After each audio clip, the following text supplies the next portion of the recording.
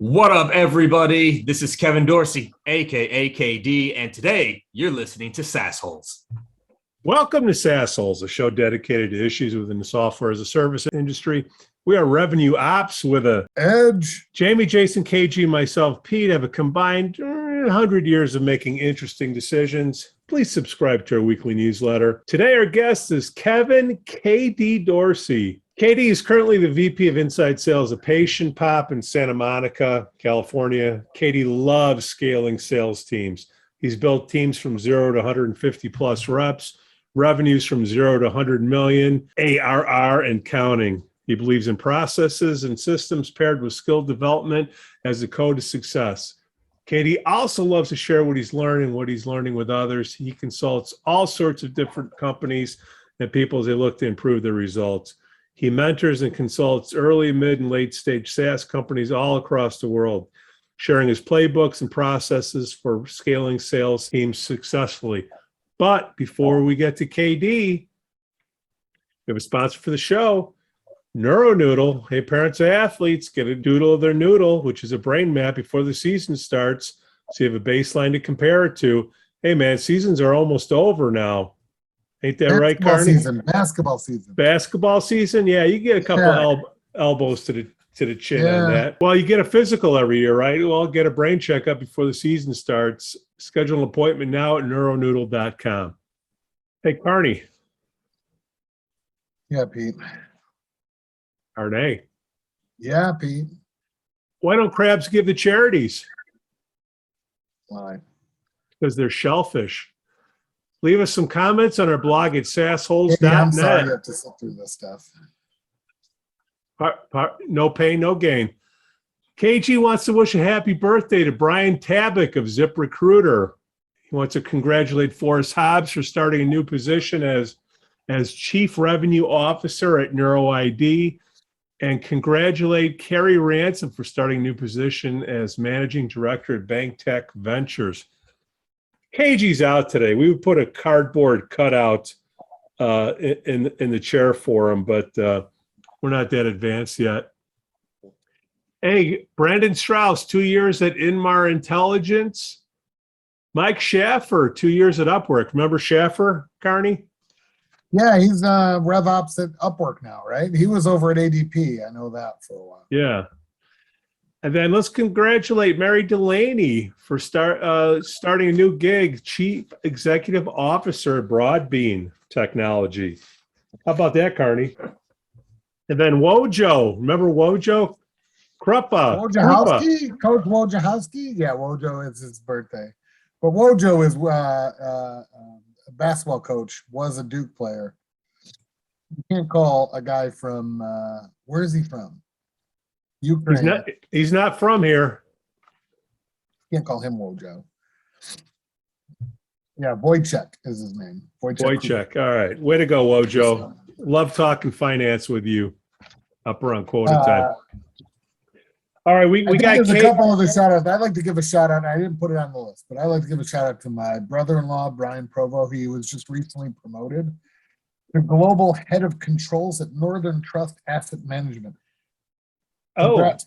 Oh, he's in charge of some stuff there, huh? Yeah, controls. He's in charge of controls. Controls, okay.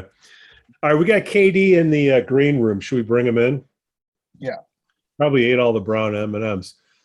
KD, welcome to SaasHoles. Thanks for coming on the show. Hell yeah, y'all. I'm pumped to be here. It took too long for this to happen. I can't believe KG waited so long to reach out to bring me on. So I'm ready, y'all. Let's do this.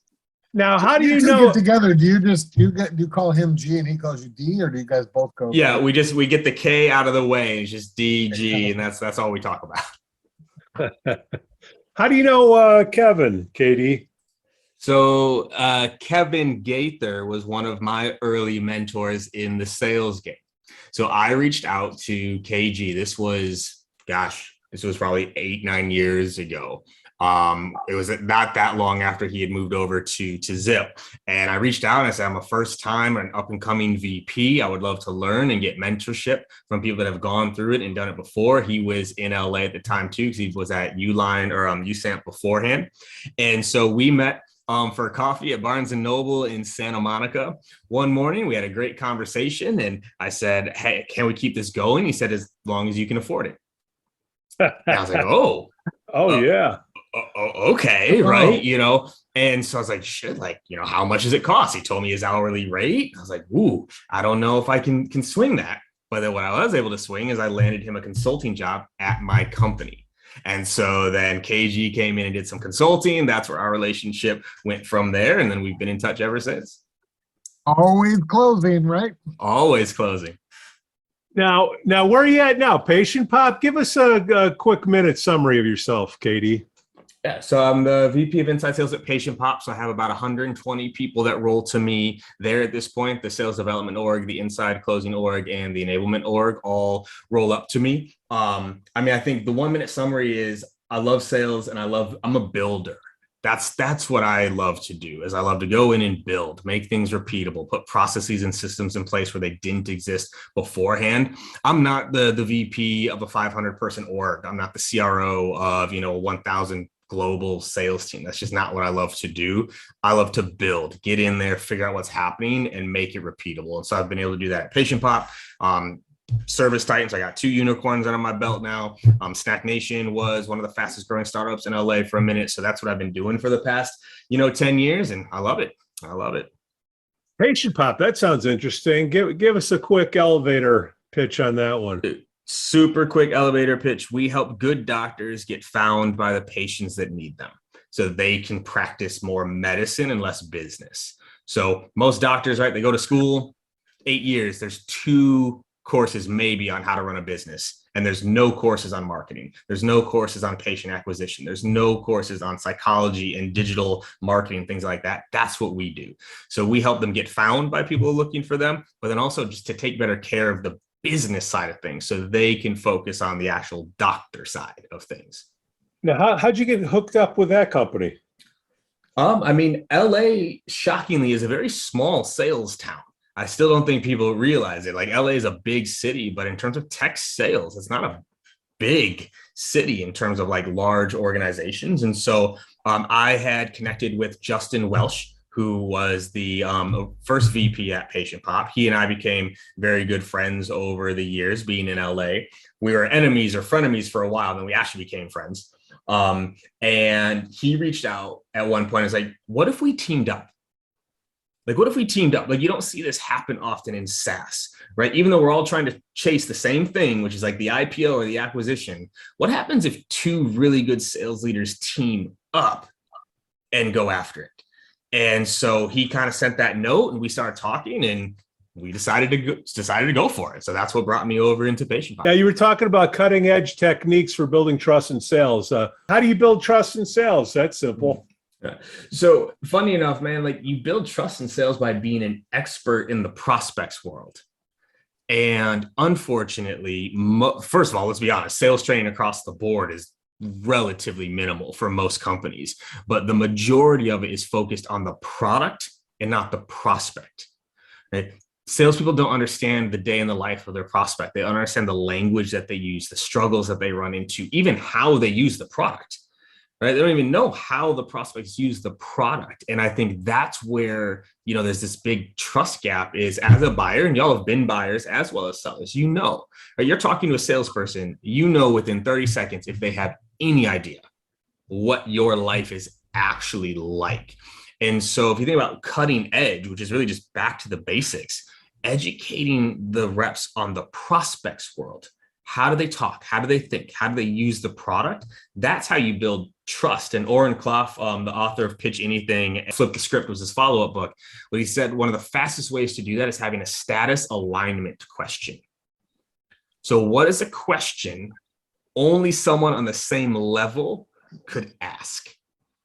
Right? And crafting a strong status alignment question quickly builds trust because when you hear it as a prospect, you go, oh, they get me. You could only ask that question if you really understand my world. And that's what establishes trust very quickly. Here, I got a question for you. So you're dealing with inside reps, right? Yes. Inside reps usually means, and I think this is where our market is turning, but inside reps typically means younger, right? They slant younger. right? And I think that everyone's inside rep right now because of COVID, but purely in an inside world, we think of them as younger.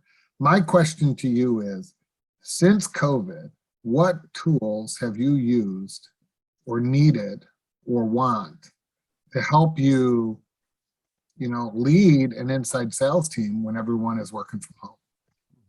So funny enough with this, man, like not much changed in terms of our processes. And that's also why having a process is so important. That's where a lot of people struggled, is everyone was winging it in the office and then they leave the office and it's like, oh shit, like what is everybody doing?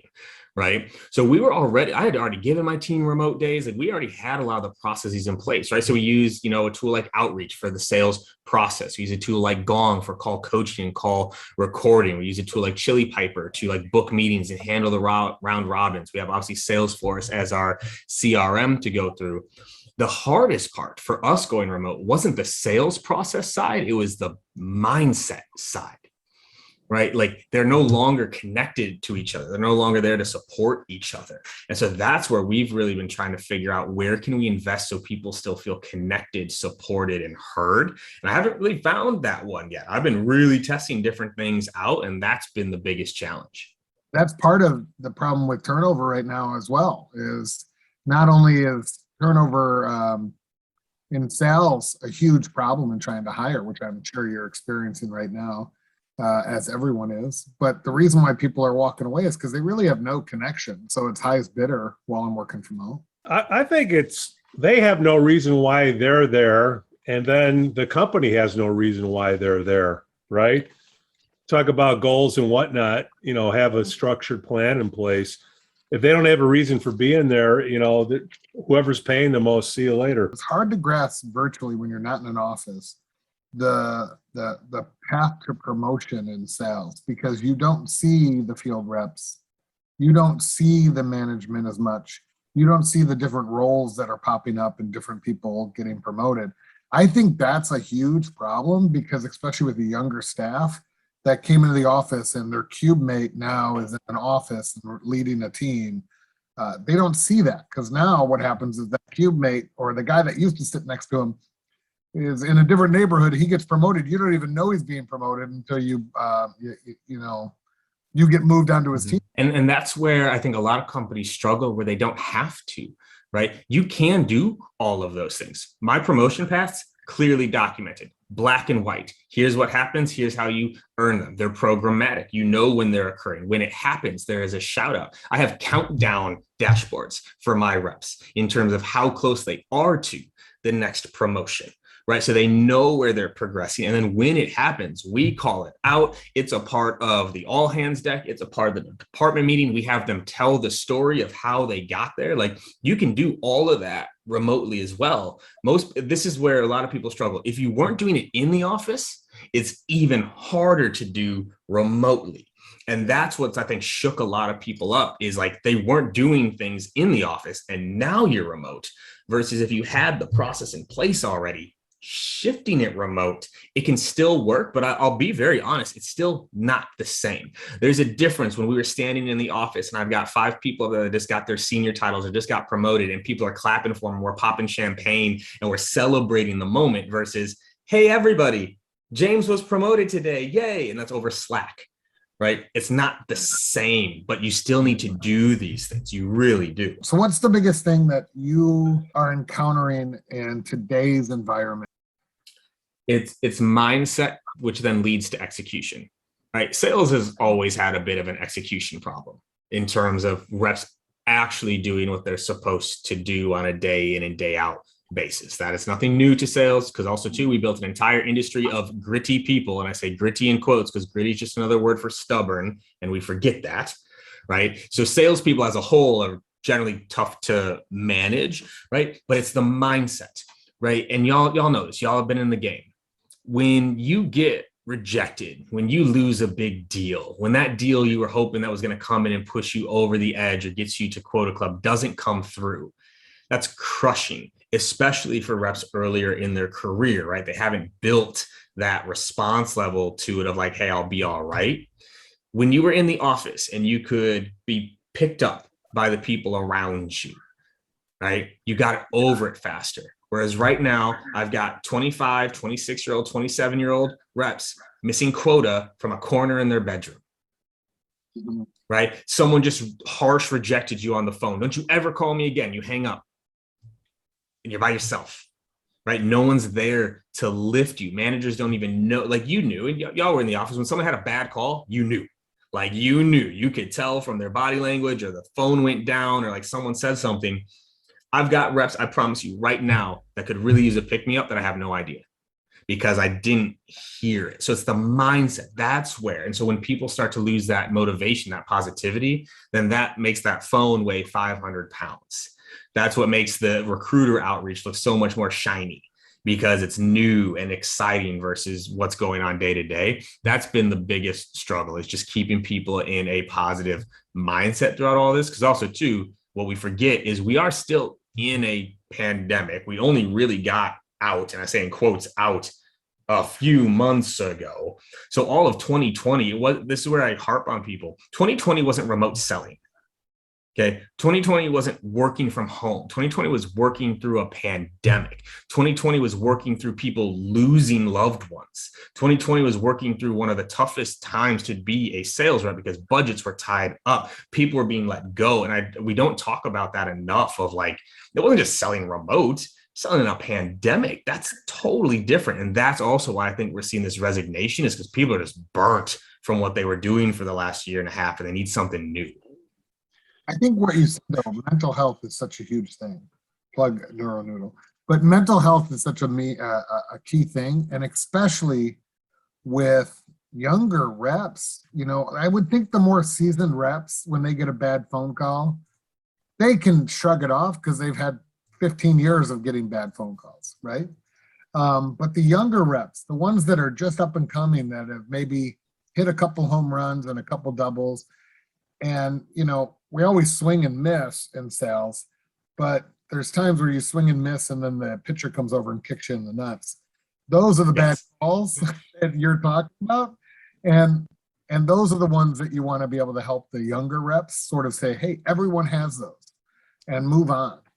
So I think that's fascinating. I didn't even think of that until you said it. Hey, Katie, let's talk about outbound prospecting. Aren't you listed as one of the top sales development execs of the year by a few organizations? Yeah, suppose. Okay. What are some? All right. Give us some of the keys to outbound prospecting. Keys of outbound prospecting. One, it's what we talked about before, is you have to nail the prospect's language, right? How do they talk? What's the language they use? I can even use PatientPop as an example. When I joined PatientPop 3 years ago, what was happening in the outbound messaging was PatientPop is an all-in-one practice growth platform.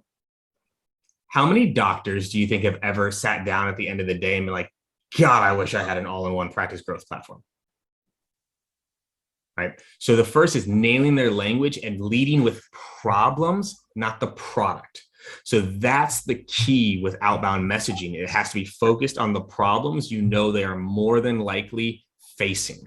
Because in the moment where I'm reading that email, if what you're asking me for is a 30-minute meeting to talk about your game-changing, life-changing 2 to 3x ROI producing product, I don't believe a goddamn word you're saying. But if I reach out and I go, hey, you know, Pete, a lot of podcast hosts are really struggling to break through that 10,000 download per month ceiling. They can't seem to scale it out. The admin starts to take too long. If that's something you're dealing with, it might be worth a conversation. Is that your world or not? Yeah, we're dealing with that. Okay. Like that type of language, you follow? Like the problem-based language, curiosity, bring me to the moment. Because in that moment, I may not be thinking about those problems, but you make me read it and it goes, huh, I do kind of deal with that. Now, it doesn't mean I'm going to respond to that email, but at least it brought it up. And then this is the next part of good outbound is multi-channel. You call and email and social and video and direct mail and in-person events if you can. Like you have to be everywhere. So when it comes to outbound, people also forget the goal of outbound. Outbound isn't just to book the meeting, it's to build awareness. To build awareness, you need to be where your prospect is, right? So you take first that problem-based messaging, you plug it into multi-channel, that starts to build that awareness, right? Where people go, oh, I've heard this a few times. I've seen this name a few times before. Let me go look at this real quick. Let me go take a quick look, right? And going through it like that. And then my last tip here, and then we'll break and probably riff on this, is different goals for different steps. Most people going outbound, it's all focused on the meeting. Can I book a meeting? Can I book a meeting? Can I book a meeting? I've got emails in my early steps of sequences that are fully designed to get a click. I'm not trying to book the meeting. I'm trying to build a click. If I can get you engaging in any way, now that's a warmer call. Who are my openers? Who are my clickers? Who are my responders? Right? So it's looking at engagement throughout the whole outbound prospecting process and going, okay, how can I warm them up just a little? Cold outbound going from you don't know me to meeting is tough. Cold outbound to warming you up to click something, I can do. If I can get you to click one thing, now I know you're engaging a little bit and I can make a different type of follow-up. So I'll stop there. But like, those are some of the things that have won me these made up awards. Well, you have to speak in the customer's lingo, and then that's one thing. And then you have to speak in the sales reps lingo with a sales playbook, right? What is a sales playbook? So a sales playbook, I also think that people get this wrong all the goddamn time, right? Like sales playbook is a documented path to success. Most sales playbooks got written once, oftentimes by someone not actually in the role. And I'm not hating on you, enablement. I'm just saying this is where it tends to come from. Here's your playbook, y'all.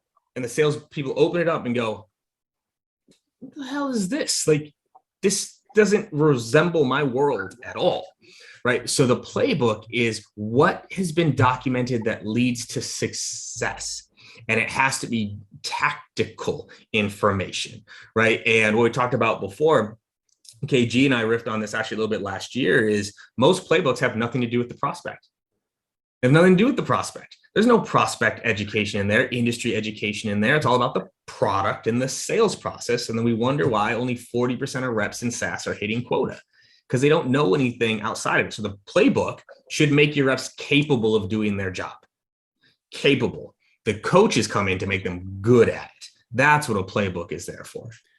Is that another word for a script? Part of it, yeah.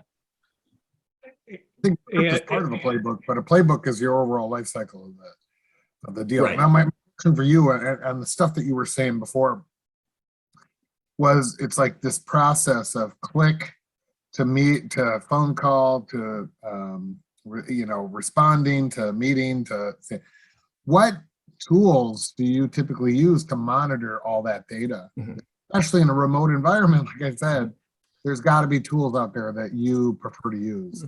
Yeah, that's outreach. So we use outreach, and it does all of that, right? I have my first outbound sequence designed to get the click. I get 2 clicks, that pushes them into a high engagement sequence that has more calls built into it. I go after that, and the templates are built in a way where it's like 80% templatized, insert the 20% personalization, right? So the rep doesn't have to write the entire email. They just have to write the part that needs to be personalized, right? So you can map all of that out. So it's funny, like people, they love structure, but they hate to be micromanaged, right? It's human beings. The dichotomy of human beings is just ridiculous, right? Like we love novelty, but hate change.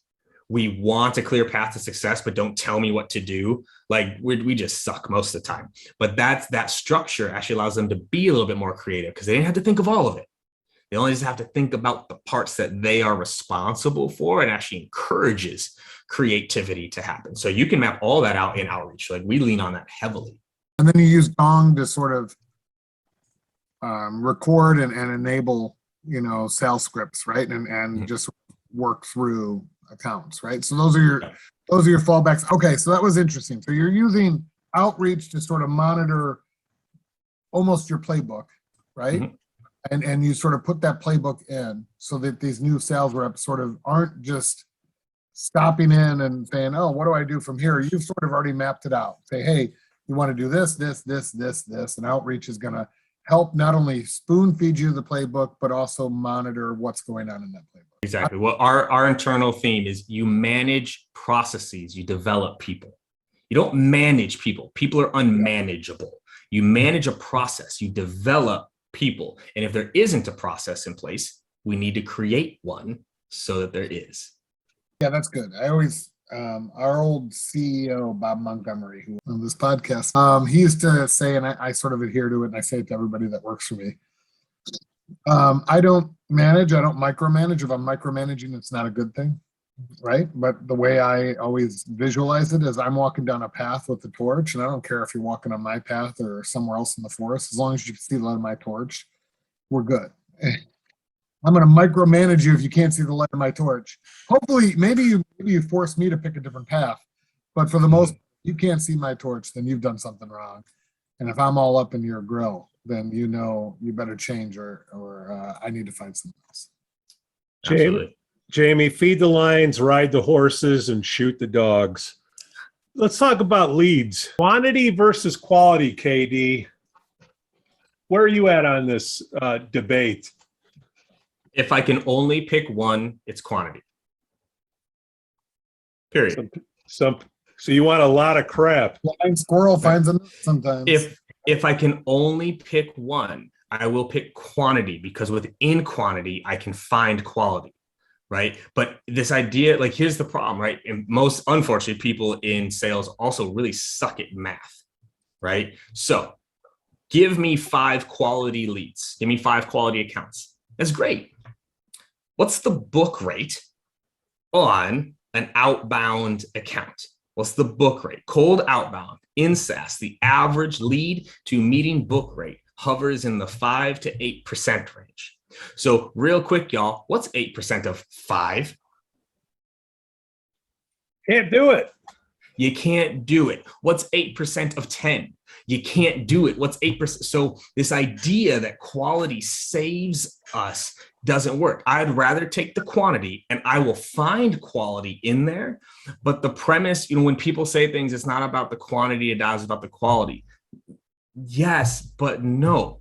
If I could get to my quota in 2 calls, yeah, it doesn't work that way. So you need to understand the math, full cycle, the math of every single touch point, right? And we track this again with my teams. What's our DM connect rate? Meaning for every 100 calls we make, what's our connect rate? How often do we actually get the decision maker on the phone? Once I have that number, I can say, what's my DM conversion rate? So for every 10 DMs I talk to, how many can I book to a meeting? Then what's my show rate? What's my close rate? With that math, I can tell you how many dials you need to be making. I can tell you how many emails you need to be doing. It's not a quantity or quality. Like, the quantity has to be there to quality. And I know most people always say, well, it's all quality. Yeah, you need quality, but you need quality to quantity. Is the only way to get there. Especially with the younger staff, I totally agree with you. I think quantity needs to be first, because if you have a younger staff that's not as experienced and they just do quality, well, guess what? They're not as good, and they don't have the skill. And Pete used to preach this: skill times activity equals success. And you don't have any skill when you're younger, or you have less than when you're older, you're going to miss even on great quality opportunities more so than not. You might as well go for quantity and miss on some less qualified ones, but that's where you get your practice and your skill out. Mm-hmm. See, I think the quantity comes in, when you pick up on the phone, you only control 2 out of the 3 outcomes. When I say 2 out of the 3, if you're going to influence somebody, Aristotle's, remember ethos, logos, pathos. Ethos, don't be a tool. Logos, what's the reason why you're calling? Pathos, the mindset of the person on the other end of the phone.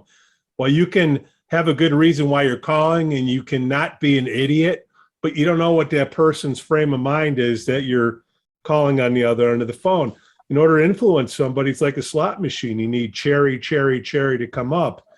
And that's why you need the volume to come in, because who knows what mood that person's in that you're calling on. I agree. And what people tend to do with quality is they try to achieve quality through elimination, not optimization. That's where you got AEs declining opportunities because it wasn't quality, right? Because, it wasn't a layup. They didn't have budget ready today. If you can only sell to someone who has budget ready today, sorry, to me, that is not selling. That is taking an order from someone who already had budget allocated to what you do, right? So that's where quality tends to take people. And then James, you mentioned this is really important because new reps will look at veteran reps and go, well, the veteran rep isn't making 70 calls a day, so why do I? It's like, because you're not as good as them, period. End the conversation, right? This whole, and salespeople, again, we do this whole industry, we do this idea that I love this quote: hard work beats talent when talent doesn't work hard, which is not true. Okay. Skill trumps damn near everything. If you are 3 times better than me at something, how much harder do I have to work to beat you? 4 times. I have to work 4 times harder to beat you. You can't work 4 times harder than somebody. Skill is the missing sauce in the sales industry right now. We've preached this idea that you can just work your way to success, and it's not true. You have to be good at it. And that's where people miss on this quantity versus quality, is like, you aren't quality yet, right? And if you only pitch to 5 quality people, you can't get 10 deals. That's how math works. And if the reason why isn't there, these new reps, they can work 4 times as hard and do just as well as a skilled rep who isn't motivated, right? So they can do 25% of the work and get the same results as a brand new person doing 100% that has 25% skill. Yeah. It's just a numbers game. Yeah, it's a numbers game. Yeah, and but what we talk about a lot with my leaders, and I just led a course on this, sales is a numbers game, but behind every number is a behavior, process, and skill. Right? Most managers focus on the number. Hey, we need more opportunities. That's the number. What's the behavior, process, or skill behind that number that actually needs to change? If we're as easy as just changing the number, that'd be great. I'm like, hey, y'all, we need 42 opportunities. I just give you the number. I need to identify the behavior, process, or skill behind that number. And that's where you focus. And most managers don't focus there. They only focus on the number. So yes, sales is a numbers game, but behind every number is a behavior, process, and skill. That's where the time needs to go as a leader, a manager, and a rep. The main theme I'm hearing and I'm experiencing as well, pipeline creation is probably one of the biggest problems since COVID. If you are experiencing that, which by how you're nodding, I would assume you are, how have you as a leader tried to address that problem? It was through a lot of things that we were already talking about, right? So one, identifying what the new problems are for the industry, right? Like, what are they facing now that's different than what they were facing a year ago, and tweaking our language accordingly, right? So for perfect example, we made this pivot a little bit with PatientPop. Right. Previously, it was like not seeing enough or not seeing the right patients was the core value prop of or problem that we solve. Well, during COVID, they couldn't see any patients. Yeah. That's a different type of problem. And so if I'm hitting you up saying like, are you seeing the right patients? They're like, yo, we can't see anybody. It's different. So tweaking the language to saying, okay, here's how we can help you see any patients helped us get through things, right? Where a lot of people are struggling too right now is connect rates. You can't call the office anymore. Right? You can't call the office anymore because a lot of people aren't in the office, which means you have to get better at some of the digital channels. Because what do y'all do when y'all see a number you don't recognize on your cell phone? You answer that? Nope. Nope. Right. Exactly. So but people are like, oh, we need cell phones. Shoot, since the iOS update in April, people don't realize this too. The update that was made in April, that if you don't answer it, I think it's even just one time from an unrecognized number, it starts to show up as like potential scam or spam on the cell phone, right? And what sales reps don't realize is that's blocking their number. So if you stay in the same industry and you move to a different company and start calling the same prospects, you're still getting hit as scam and spam, right? So it's getting better at the digital channel. So we leaned heavy into video. And we saw a big uptake from that because that allowed you to bring the person element into it a little bit more, and it stood out more than just an email. Because also an email, one of you just mentioned it, you can't control how it's read, right? You can't control the mindset somebody's in when they read it, whereas video, you can bring that tone across, you can bring that person element across and make sure it's being delivered the right way. So we made a shift, also way more video, which also then got us way more clickers, which then warmed up those calls. Because now I'm not just saying you clicked on an email. It's like, hey, you watched my video. You watched my video. Like, let's talk about what stood out to you in there. So it makes those calls easier as well. So those have been things that we've leaned into heavily to generate pipeline, but also we coach to it a lot. We train to it a lot. Like we are constantly tweaking and testing things there. Like I know this is a podcast, but I don't know if people ever see the video, but this is literally one of the mottos that we have. I don't know if you'll be able to see this because of the glare, but this is a decanter my team gave me. Can you read what's on here? Pipeline over everything. Pipeline over everything. POE. That's how we live, right? As we say, it's pipeline over everything. If we can open it, we can close it. And that's where we focus a lot of time and energy. So you're saying you got to rely on marketing? Oh, goodness, no.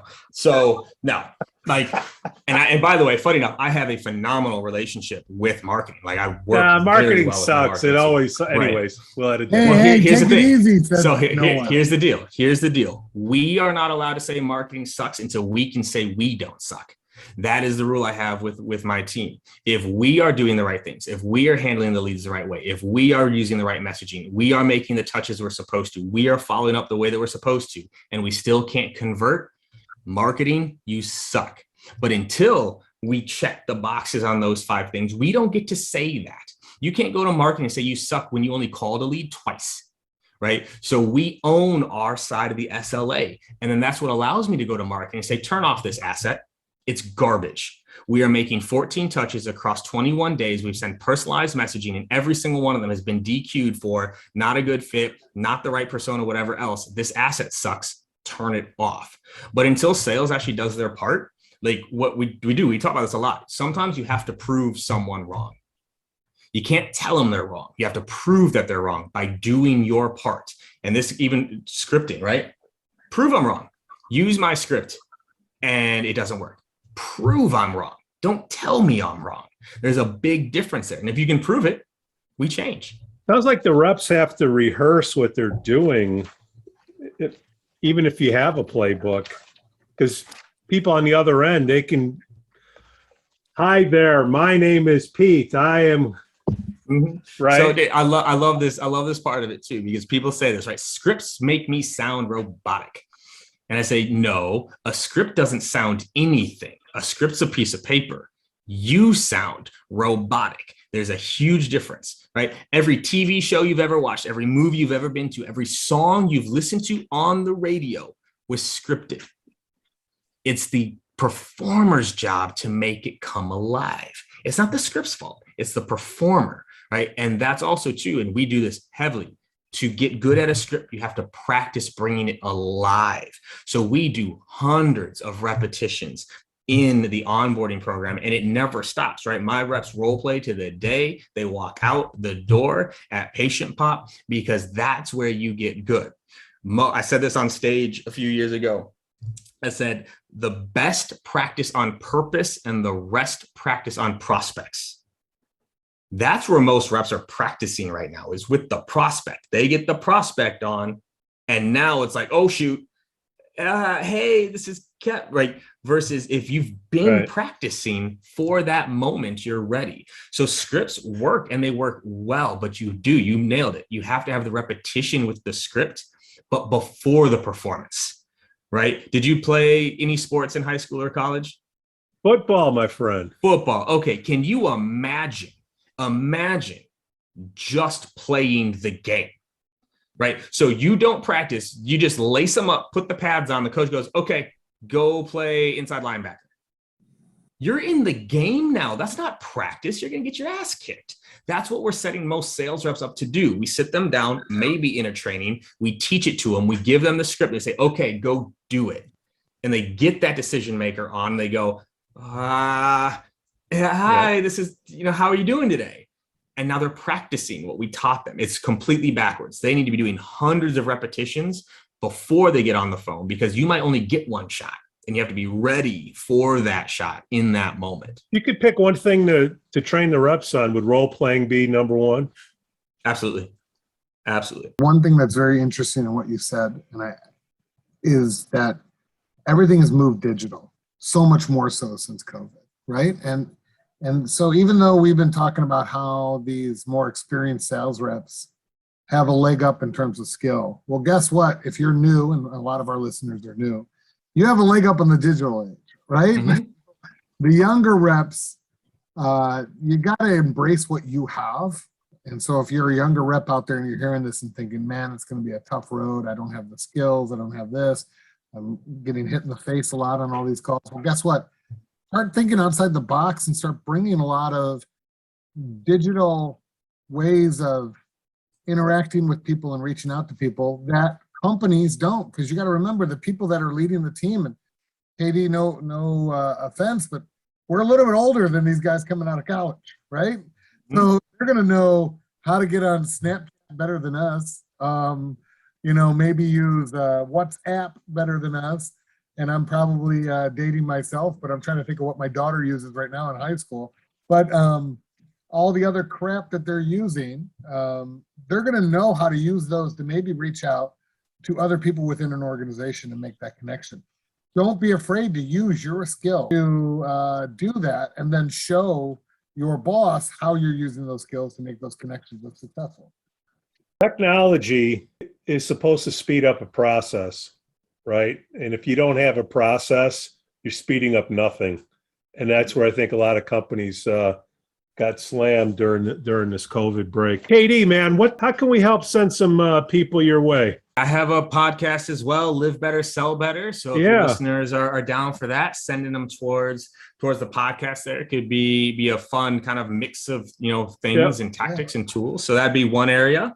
And that's probably the best place. You can follow me on LinkedIn as well. I post pretty regularly on LinkedIn. I try to put content out there, that people can learn from, because as you said, like the intro, like I really love to share and to teach and to learn, because I sure as hell didn't have something like, there weren't sales podcasts when I was coming to the game. When you were coming to the game, did you have a sales podcast? You have? And by the way, did LinkedIn? Oh, y'all will love. Oh shoot, where is it? You will love this. Brian Tracy, Art Subcheck. Oh okay. God, yeah. Do you like this? Y'all can see this. People, listen. Look at this though, because who is on? By the way, everyone watching, these are called CDs, which stands for compact disc. You know who's on these? Mike Brooks and Kevin Gaither are on these recordings. They are on this program here, right? Like, this is what you had to do to learn. There was no LinkedIn to learn from people. And so I think that's why I try to share, is because I made a lot of mistakes coming up. I got a lot of things wrong. And if people had been teaching then, it would have been way better. So that's what motivates me. Pete, why don't you take out your Commodore 64 and your floppy disks? I don't know, Carney. I'm listening to you on your 8-track. There we go. Hey, sorry about the Dodgers losing to the Braves. Oh, just heartbreaking. Still too soon. We're having a good time until that. So I think I'm done here, y'all. I appreciate you. Yeah. And let's not forget about your Patreon, man. Inside Sales Excellence. After they donate to our Patreon slash SaasHoles. There you go.